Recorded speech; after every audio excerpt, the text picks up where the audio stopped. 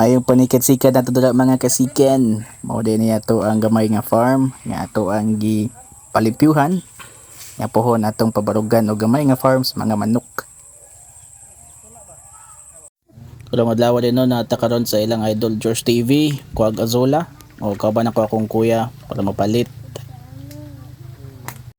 Kaning azola no gamit kini siya pang lawg sa mga manok or sa isda, pang sagol at itong lawg para maka save ta gamay. Dira na plaster na itong azola. Siya gamit kini siya pohon o naapod dali na ito ang gamay nga isdaan. O dira ko tapos ng video guys. Salamat!